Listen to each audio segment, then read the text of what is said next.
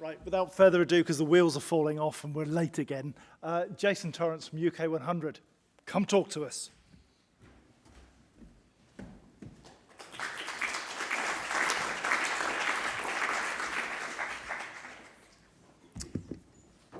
Thank you. So you're going to get a bit of a rest from PowerPoints. No PowerPoints from me. I'm going to talk to you for about 10 minutes about some of the opportunities and some of the challenges that are around the necessary ingredients to enable local leadership towards net zero. So UK100, we're a network of 110 local and combined authorities across the UK, cross-party, who are all committed to delivering net zero ahead of the UK government's legal net zero target. So local leadership, courageous, brave commitments is absolutely critical and something that I will talk about, which is partnership. So really, really critical. And here we are today on the eve or a couple of days or so before the next big climate conference in Dubai. Last year, on this day, we had the big climate summit underway in Egypt. And I think it's just worth reflecting on some of the reflections from COP a year ago and where we are, because I think it's really critical for where we are today and this conference. So last year on this day at COP27, the climate summit in Egypt, the United Nations Executive Secretary said, Paris, that was one of the first climate conferences, gave us agreement. Katowice and Glasgow gave us the plan.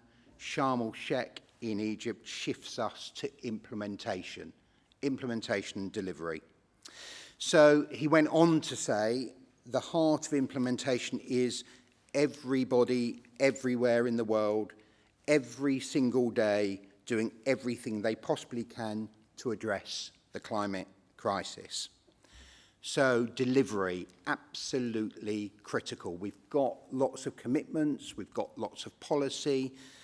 Delivery, how can we enable that? How can we collaborate in partnership to enable that?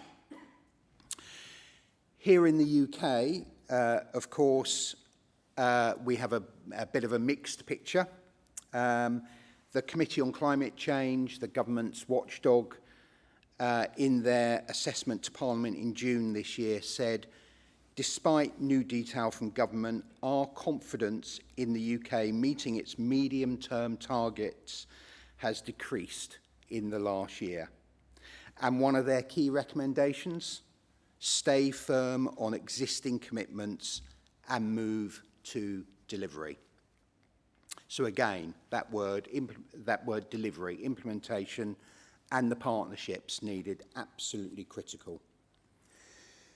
So local leadership, absolutely critical to delivering this. Of all UK emissions, 82% are within the scope of influence of local authorities, local and combined authorities. That's the local and combined authorities that are on the front line of delivery and of the partnerships with business, with UK government, and with local people. The partnerships that make delivery either possible or impossible.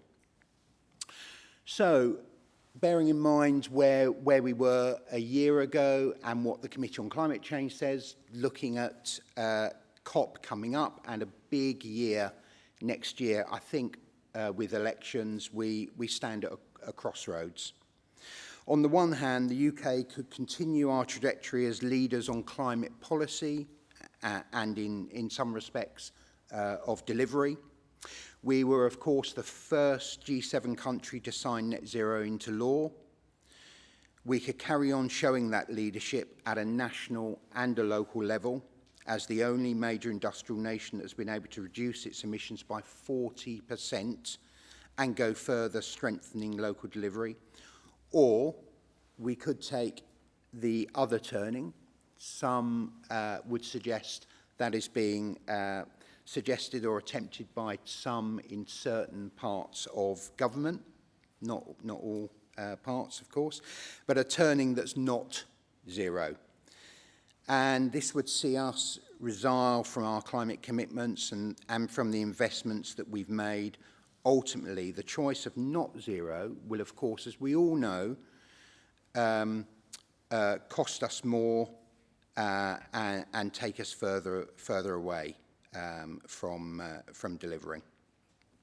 So at UK100, a network of 110 local and combined authorities that have pledged to meet net zero ahead of the UK government's 2050 target, we share a real concern that we are indeed way off track to deliver net zero and that interim target. And our network collaboratively have identified 4 key problems that must be resolved. And we've set them out in a recent report called Powers in Place. This is a handbook of local authority net zero powers. It's available at www.uk100.org/powers in place. A critical report. This came about a year and a half or so after we produced a landmark report called Power Shift, which was the largest ever study into local authority powers into net zero. So we identified 4 challenges. First, there is a lack of a defined role for local and combined authorities in net zero delivery. We've heard today from some of the other panellists some of the great things that of course are happening, but collectively I think many local and combined authorities are struggling to define their exact role in delivering net zero. Secondly, a policy and strategy ecosystem and framework that fails to enable and support local delivery and provide the long-term certainty needed for those business partnerships. So that's the clear long-term strategy and the confidence from national government to give that confidence to business, local authorities and other partners. Thirdly, conflicting remits of public agencies which prevent ambitious authorities from delivering their aims. And lastly, and of course this is critical but not the only thing by any means, insufficient funding and resources to develop the capacity to enable the transformative shift that we need. Too often, local authorities are stymied, despite some of the really good funding streams out there, they're stymied by what local authorities tell us sometimes as a Kafkaesque requirement to bid again and again and again into ring-fence funding bids. And these funding competitive funding rounds are often compounded by a lack of support to attract the investment partnerships that are needed to deliver at pace and at scale. However, despite all of these challenges, we know, and we've heard from some of the panellists, local leaders are at the forefront of ambitious action that is tackling the climate emergency to meet near zero. From large-scale citywide decarbonisation schemes like Bristol City Leap, that's enabling the delivery of over £1 billion of investment into Bristol's energy system, to the West Midlands that is transforming the region into the heart of the green industrial revolution, to Wiltshire that has committed to being a carbon neutral organisation by 2030, and here in London with the ambitious ultra low emission zone and other initiatives that are set to deliver zero carbon emissions in London by 2030. So it's only through those partnerships, that partnership that enable local leadership, can we deliver the transformative change that we need? It's only through that partnership that we can ensure that the transformation and the transition to net zero is fair and just. And it's only through partnership that the courageous commitments of local leaders can be stuck to over the long term to deliver change. So, if we're to be sitting here in a year's time and